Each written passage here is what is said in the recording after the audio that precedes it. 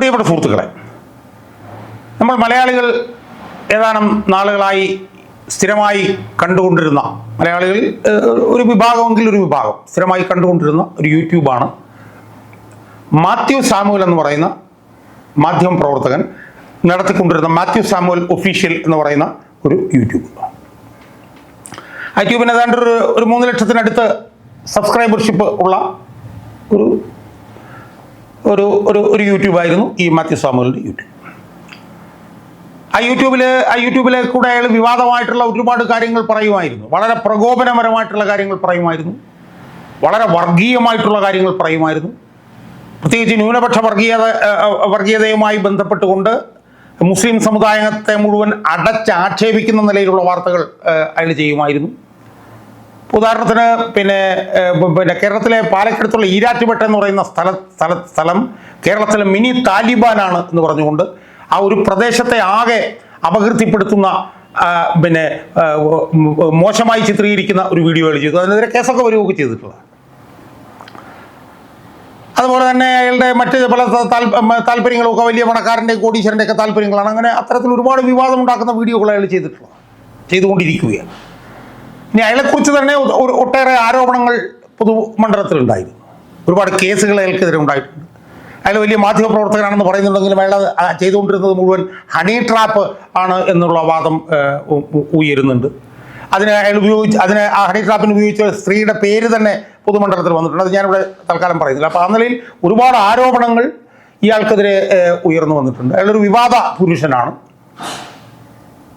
അയാൾ യൂട്യൂബിൽ കൂടിയ നടത്തിക്കൊണ്ടിരുന്ന ഈ മാത്യു സാമുവൽ ഒഫീഷ്യൽ എന്ന് പറഞ്ഞ യൂട്യൂബുമായി ബന്ധപ്പെട്ടുകൊണ്ടും ഒരുപാട് വിവാദമായിട്ടുള്ള കാര്യങ്ങൾ അയാൾ പറഞ്ഞുകൊണ്ടിരിക്കുന്നുണ്ടായിരുന്നു.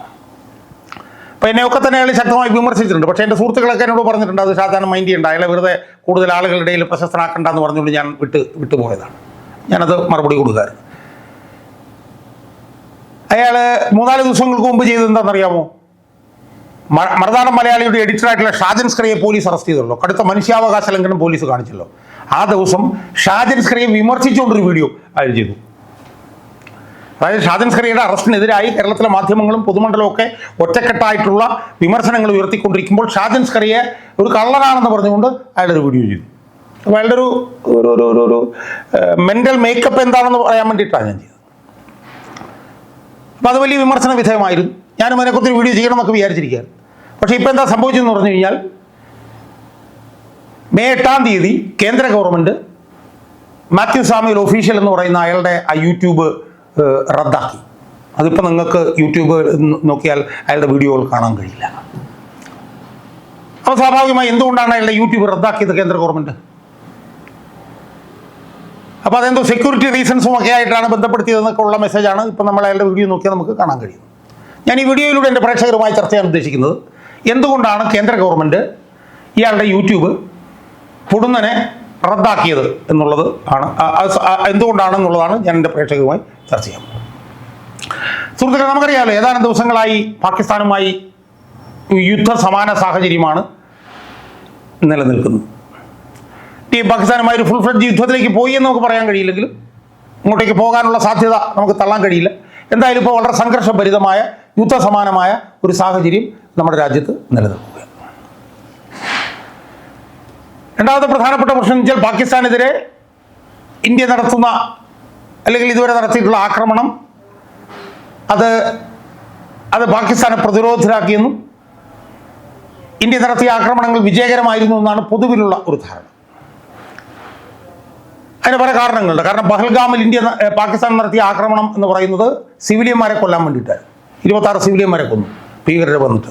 അവർ വന്നിട്ട് അവിടെയുള്ള ടൂറിസ്റ്റുകളോട് നിങ്ങളുടെ ജാതി എന്താണ്, മതം എന്താണെന്ന് ചോദിച്ചപ്പം ഹിന്ദു ആണെന്ന് പറഞ്ഞ് കൊന്നു, മുസ്ലിം ആണെന്ന് പറഞ്ഞവരെ വെറുതെ വിട്ടു. ആ നിലയിൽ 26 പേരെ കൊന്നു. അതിനെതിരെയാണ് ഇന്ത്യ ഒരു സൈനിക ആക്രമണം നടത്തിയത്. അവിടെയും ഇന്ത്യക്ക് പിന്തുണ കൂടി. കാരണം എന്താണ്? ഇന്ത്യ പാകിസ്ഥാനിലേക്ക് നടത്തിയ സൈനിക ആക്രമണത്തിൽ സിവിലിയന്മാർ കൊല്ലപ്പെട്ടില്ല, സാധാരണ ജനങ്ങൾ കൊല്ലപ്പെട്ടില്ല. അവിടുത്തെ തീവ്രവാദ കേന്ദ്രങ്ങളിലേക്കാണ് ഇന്ത്യ ആക്രമണം നടത്തിയത്. അപ്പോൾ അവിടെയും ഇന്ത്യക്ക് പിന്തുണ ആ നിലയിൽ വർദ്ധിച്ചുകൊണ്ടിരിക്കുകയാണ്. അപ്പോൾ ഇന്ത്യ യഥാർത്ഥത്തിൽ ആ നടത്തിയിട്ടുള്ള സൈനിക ഇടപെടൽ കൂടുതൽ ലോകരാഷ്ട്രങ്ങളും ഇന്ത്യയിലെ പൊതുജനങ്ങളും ഒക്കെ തന്നെ പൊതുവിൽ ഇന്ത്യയുടെ നിലപാടിനെ പിന്തുണയ്ക്കുന്ന ഒരു സാഹചര്യമാണ് നിലനിൽക്കുന്നത്. അപ്പോൾ ഇവിടെ ഒരു കാര്യം എനിക്ക് തുറന്നു പറയാൻ ആദ്യമായി തന്നെ സൂചിപ്പിക്കാനുള്ളത്, ഇന്ത്യ പാകിസ്ഥാനിലേക്ക് നടത്തിയത് മിസൈൽ ആക്രമണമാണ്. ഇന്ത്യ വ്യോമാക്രമണം നടത്തിയിട്ടില്ല. ഇന്ത്യയുടെ അതിർത്തി കഴിഞ്ഞ് പോയത് മിസൈലുകളാണ്. വിമാനങ്ങൾ പാകിസ്ഥാൻ്റെ വ്യോമാതിർത്തിയിലേക്ക് പോയതായിട്ട് നമുക്കൊരു വിവരമില്ല. മിസൈലുകൾ ഉപയോഗിച്ചുകൊണ്ടാണ് ഈ പറഞ്ഞ പോലെ തീവ്രവാദ കേന്ദ്രങ്ങളിലേക്ക് ഇന്ത്യ ആക്രമണം നടത്തിയത്. അത് നമ്മൾ പ്രാഥമികമായി ഒന്ന് ഓർത്തിരിക്കുക. ഇതിൻ്റെ പശ്ചാത്തലത്തിൽ ഇനി ഇയാളുടെ വീഡിയോ എന്തുകൊണ്ട് കേന്ദ്ര ഗവൺമെൻറ് റദ്ദ് ചെയ്തു എന്നുള്ള വിഷയത്തിലേക്ക് നമുക്ക് വരാം. സുഹൃത്തുക്കൾ, കഴിഞ്ഞ 2-3 ദിവസക്കാലമായി ഇയാളുടെ പേര് മാത്യു സാമുവൽ ഒരു വിഷയത്തിൽ ഒന്നിലധികം തവണ വീഡിയോ ചെയ്തുകൊണ്ടിരുന്നു.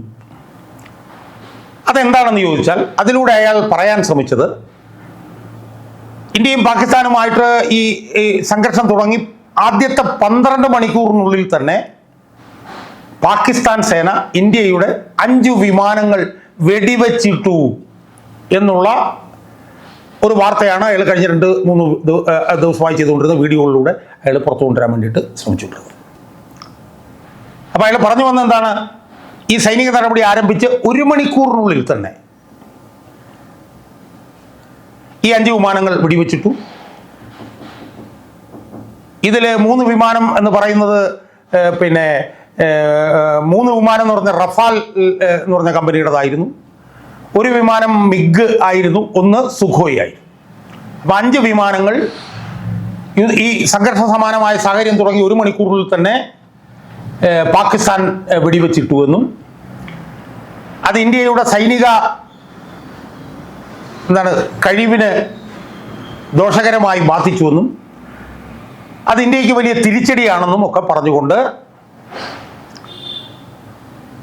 അത് വിശകലനം ചെയ്യാൻ തുടങ്ങി ഇയാൾ. എന്നിട്ട് അയാൾ പറഞ്ഞെന്താണ്, ഈ 5 എണ്ണത്തിൽ 3 വിമാനങ്ങൾ പാകിസ്ഥാൻ്റെ അതിർത്തിയിലാണ് വീണത്, 2 എണ്ണം ഇന്ത്യയുടെ അതിർത്തിയിലാണ് വീണത് എന്ന് അയാൾ പറഞ്ഞു. അതിനെ തുടർന്നിട്ട് അയാൾ പറഞ്ഞെന്താണ്, എനിക്ക് ഉന്നതരായിട്ടുള്ള സൈനിക ഉദ്യോഗസ്ഥന്മാരുമായിട്ട് നേരിട്ട് ഞാൻ ചോദിച്ചു മനസ്സിലാക്കിയെന്ന് അയാൾ പറയുകയാണ്. ക്രോസ് ചെക്ക് ചെയ്തു എന്നയാൾ പറയുകയാണ്. എന്ന് മാത്രമല്ല, ഇന്ത്യയിൽ ഈ യുദ്ധവിമാനങ്ങളുടെ അവശിഷ്ടങ്ങൾ എവിടെയാണ് വീണത് എന്നുള്ളത് ആ വീണെടുത്ത പ്രാദേശിക വാസികളോടും താൻ വിവരങ്ങൾ ചോദിച്ചു മനസ്സിലാക്കി എന്നും അയാൾ പറയുകയാണ്. സുഹൃത്തുക്കളെ, ഞാൻ നേരത്തെ സൂചിപ്പിച്ചു, ഈ സംഘർഷവുമായി ബന്ധപ്പെട്ടുകൊണ്ട് ഇതുവരെ വ്യോമാക്രമണം ഇന്ത്യ നടത്തിയിട്ട് ഒരു വാർത്ത വന്നിട്ടില്ല. മിസൈൽ ആക്രമണമാണ് നമ്മുടെ അതിർത്തി കടന്നു പോയത്. എന്നിരിക്കെ ഈ സംഘർഷം ആരംഭിച്ച് 1 മണിക്കൂറിൽ തന്നെ 5 വിമാനങ്ങൾ പാകിസ്ഥാന്റെ സേന വെടിവെച്ചിട്ടു എന്ന് പറയുന്ന വാർത്തയ്ക്ക് എന്ത് സ്ഥിരീകരണമാണുള്ളത് എന്നുള്ളതാണ് ആദ്യത്തെ പ്രശ്നം. സ്ഥിരീകരണവുമായി ബന്ധപ്പെട്ടുകൊണ്ട് മാത്യു സാമുവൽ പറയുന്നത് എന്താണ്? അന്താരാഷ്ട്ര മാധ്യമങ്ങൾ 4-5 അന്താരാഷ്ട്ര മാധ്യമങ്ങൾ പറഞ്ഞു. അതിനപ്പുറത്ത് എന്ത് തെളിവാണ് വേണ്ടത് എന്നാണ് അദ്ദേഹം ചോദിക്കുന്നത്. ഗാർഡിയൻ പറഞ്ഞു, ടെലിഗ്രാഫ് പറഞ്ഞു, വാഷിങ്ടൺ പോസ്റ്റ് പറഞ്ഞു, അവരൊക്കെ പറഞ്ഞു. അതിനപ്പുറത്ത് എന്താണ് തെളിവ് വേണ്ടതെന്നാണ് അദ്ദേഹം ചോദിക്കുന്നത്. ആ വാർത്തകളൊക്കെ ഞാൻ പരിശോധിച്ച് നോക്കുമ്പോഴത്തേക്ക് ആ വാർത്തകളൊക്കെ തന്നെ അവരുടെ മാധ്യമ പ്രവർത്തകർ ഏതോ പ്രാദേശിക വാസികളോട് ചർച്ച ചെയ്തിട്ട് കൊടുത്തിരിക്കുന്നതാണ് ആ വാർത്തകൾ. അതിലൊരു വാർത്ത നോക്കിയപ്പോഴത്തേക്കും ഈ വിമാനത്തിൻ്റെ അവശിഷ്ടങ്ങൾ എന്ന് പറഞ്ഞ് കാണിച്ചിരിക്കുന്ന ഒരു ഫോട്ടോ 2024 എന്ന് മാത്രമല്ല, ഞാൻ നേരത്തെ സൂചിപ്പിച്ചു, ഈ അതിർത്തി കടന്ന് മിസൈലുകളെ പോയിട്ടുള്ളൂ, വിമാനങ്ങൾ പോയിട്ട് പോലുമില്ല. അങ്ങനെ ഞാൻ വാർത്തകൾ പരിശോധിച്ച് വന്നപ്പോഴാണ് പാകിസ്ഥാന്റെ പ്രതിരോധ മന്ത്രിയുടെ പ്രതികരണത്തിൻ്റെ ഒരു വാർത്ത ഇക്കണോമിക് ടൈംസിൽ കാണാനിടയായി. അതിൽ ആ വാർത്ത ഉദ്ധരിച്ചിരിക്കുന്നത് പാകിസ്ഥാന്റെ പ്രതിരോധ മന്ത്രി ഖ്വാജ ആസിഫ് എന്ന് പറഞ്ഞിട്ടുള്ള അയാൾ ഒരു വിദേശ മാധ്യമ പ്രവർത്തകയുമായി ഇതുമായി ബന്ധപ്പെട്ട് നടത്തിക്കൊണ്ടിരിക്കുന്ന പത്രസമ്മേളനത്തിൽ പറഞ്ഞ കാര്യങ്ങൾ എക്സ് എന്ന് പറഞ്ഞിട്ടുള്ള സാമൂഹ്യ മാധ്യമത്തിൽ പോസ്റ്റ് ചെയ്തിട്ടുണ്ടായിരുന്നു. ഞാനതിൻ്റെ ഇംഗ്ലീഷും കേട്ടു. ആ വാർത്ത വായിക്കുക മാത്രമല്ല, ഇംഗ്ലീഷും കേട്ടു. അപ്പോൾ ആ വാർത്തയിൽ ഈ വിദേശ വനിത ഈ പാകിസ്ഥാന്റെ പ്രതിരോധ മന്ത്രിയോട് ചോദിക്കുന്നുണ്ട്, നിങ്ങൾ യുദ്ധസമാനമായ സാഹചര്യം തുടങ്ങി 1 മണിക്കൂറിനുള്ളിൽ ഇന്ത്യയിലെ 5 വിമാനങ്ങൾ വെടിവെച്ചിട്ടു എന്ന് നിങ്ങൾ പറയുന്നുണ്ടോ, എന്താണ്, വാട്ട് ആർ ദ സ്പെസിഫിസിറ്റീസ്? ആ വിദേശ മാധ്യമ പ്രവർത്തകർ ചോദിക്കുമ്പോൾ ഈ പാകിസ്ഥാന്റെ പ്രതിരോധ മന്ത്രിയുടെ മറുപടി എന്താണെന്നറിയോ? അതിനെന്തിനാണ് നമ്മൾ വിശദാംശങ്ങളിലേക്ക് പോകുന്നത്? ഇന്ത്യയിലെ സാമൂഹ്യ മാധ്യമങ്ങൾ നോക്കൂ. ഇന്ത്യയിലെ സാമൂഹ്യ മാധ്യമങ്ങൾ നോക്കിയാൽ നിങ്ങൾക്ക് അതിൻ്റെ വിവരങ്ങൾ പറയാമല്ലോ. പാകിസ്ഥാൻ്റെ സാമൂഹ്യ മാധ്യമങ്ങൾ പോട്ടെ, ഇന്ത്യയിലെ സാമൂഹ്യ മാധ്യമങ്ങളിൽ തന്നെ അത് കിടക്കില്ലെന്ന് ചോദിച്ചപ്പോൾ ഈ വനിത പറഞ്ഞു, സാമൂഹ്യ മാധ്യമങ്ങൾ എന്നുള്ളതല്ല, നിങ്ങൾ പാകിസ്ഥാന്റെ പ്രതിരോധ മന്ത്രി എന്നുള്ള നിലയിൽ 5 വിമാനങ്ങൾ വെടിവെച്ചിട്ടു എങ്കിൽ അതിൻ്റെ വിശദാംശങ്ങൾ എന്ത് എന്ന് ഈ വനിത ആവർത്തിച്ച് ചോദിച്ചിട്ടും ഈ പാകിസ്ഥാന്റെ പ്രതിരോധ മന്ത്രിക്ക് ഒരു മറുപടിയില്ല സുഹൃത്തുക്കളെ. അപ്പൊ സ്വാഭാവികമായി സംശയം കൂടുകയാണ്. കാരണം എന്താ, ഇന്ത്യയുടെ 5 വിമാനങ്ങൾ പാകിസ്ഥാൻ വെടിവെച്ചിട്ടുണ്ടെങ്കിൽ അത് പാകിസ്ഥാൻ അത് വലിയ ആഘോഷമാക്കേണ്ടതല്ലേ, അത് അന്താരാഷ്ട്ര തലത്തിൽ പാകിസ്ഥാൻ അത് വലിയ വിഷയമാക്കേണ്ടതല്ലേ, വലിയ വാർത്തയാക്കേണ്ടതല്ലേ? ഒന്നും വേണ്ടിയിട്ടില്ല അവർ. അപ്പൊ അങ്ങനെ വരുമ്പോൾ ഒരു ഇല്ലാത്ത വാർത്ത, ആ വാർത്ത ഉപയോഗിച്ചുകൊണ്ട് ഇന്ത്യക്കെതിരായി വാർത്തകൾ മെനയുകയും പാകിസ്ഥാൻ അനുകൂലമായി വാർത്തകൾ മെനയുകയുമായിരുന്നു ഈ മാത്യു സാമുവൽ എന്ന് പറഞ്ഞ ഈ മാധ്യമ പ്രവർത്തകന്റെ ലക്ഷ്യം എന്നുള്ള സംശയം സ്വാഭാവികമായി വരുന്നു. കാരണം വ്യോമാക്രമണമാണ് നടന്നിരുന്നതെങ്കിൽ വ്യോമമേഖല ലംഘിച്ചു എന്നും പറഞ്ഞിട്ട് പാകിസ്ഥാൻ UN-ലേക്കൊക്കെ പോകുമായിരുന്നു. അതും അവർ പോയിട്ടില്ല. അപ്പോൾ ഇതിൽ നിന്ന് വരുന്ന പ്രധാനപ്പെട്ട ഒരു പോയിന്റ് എന്താണ്, പാകിസ്ഥാൻ സേനയുടെ താല്പര്യങ്ങൾ ഇന്ത്യയിലിരുന്നു കൊണ്ട് ഇയാൾ നടപ്പിലാക്കുകയായിരുന്നോ എന്നുള്ള സംശയമാണ് വന്നിട്ടുള്ളത്. അയാൾ എന്താ പറയുന്നതെന്നറിയാമോ? അയാൾ പറയുന്ന 3 റഫാൽ വിമാനങ്ങൾ, ആ 3 റഫാൽ വിമാനങ്ങൾ തകർന്നു വീഴാൻ പ്രധാനപ്പെട്ട കാരണം ആ റഫാൽ വിമാനങ്ങളെ കൊണ്ട് വലിയ കാര്യമായിട്ടൊന്നും കൊള്ളൂല, അത് ഫ്രഞ്ച് ഗവൺമെൻറ് ഉണ്ടാക്കുന്ന വിമാനങ്ങളാണ്. ആ വിമാനങ്ങൾ യുദ്ധമുഖത്ത് ഉപയോഗിക്കപ്പെട്ടിട്ടില്ല. അതിനു പകരം അമേരിക്ക നിർമ്മിക്കുന്ന F-16 ഉപയോഗിച്ചിരുന്നുവെങ്കിൽ ഇതുപോലെ സംഭവിക്കില്ലായിരുന്നു, അത് അമേരിക്ക ഉണ്ടാക്കുന്നതാണെന്നൊക്കെ പറഞ്ഞുകൊണ്ട് വളരെ ദുരൂഹമായിട്ടുള്ള നിലയിലുള്ള കാര്യങ്ങൾ ആണ് അയാൾ ചെയ്തുകൊണ്ടിരുന്നെന്നുള്ളത് വ്യക്തമായി. അതിൻ്റെ ഇടയിൽ വാർത്ത വന്നു, എന്താണ്, പാകിസ്ഥാൻ്റെ താല്പര്യങ്ങൾ സംരക്ഷിക്കുന്നതിന് വേണ്ടി പാകിസ്ഥാൻ്റെ ഏജൻസികൾ ഇന്ത്യയിലെ സാമൂഹ്യ മാധ്യമങ്ങളിൽ ആളുകളെ സ്വാധീനിച്ചുകൊണ്ട് അവരെ കൊണ്ട് ചെയ്യിപ്പിക്കുന്നു എന്നുള്ള വാർത്തയും ആ സമയത്ത് പുറത്തു വന്നു. അപ്പോൾ ഇതിൽ നിന്നെല്ലാം നമ്മൾ മനസ്സിലാക്കേണ്ടത് എന്താ, ഈ മാത്യു സാമുവൽ എന്ന് പറഞ്ഞിട്ടുള്ള ഇയാൾ, ഞാൻ പറഞ്ഞ ഇയാൾ ഇപ്പോൾ മാത്രമല്ല, ഞാൻ നേരത്തെ സൂചിപ്പിച്ചു, ഇയാൾ ഈരാറ്റുപേട്ട എന്ന് പറഞ്ഞൊരു പ്രദേശം മിനി താലിബാനാണ് എന്ന് പറഞ്ഞ ഒരു കടുത്ത വർഗീയവാദിയാണ് ഇയാൾ. ഒരു പ്രദേശത്തെ ആകെ താലിബാൻ എന്ന് പറഞ്ഞുകൊണ്ട് അധിക്ഷേപിക്കുക, അതിഭീകരമായിട്ടുള്ള വർഗീയത ന്യൂനപക്ഷ സമുദായങ്ങൾക്കെതിരെ പ്രചരിപ്പിക്കുക, ഇതെല്ലാം ചെയ്തുകൊണ്ടിരുന്ന ഒരാളാണ് ഇപ്പോൾ ഈ ചെയ്തുകൊണ്ടിരിക്കുന്നത്.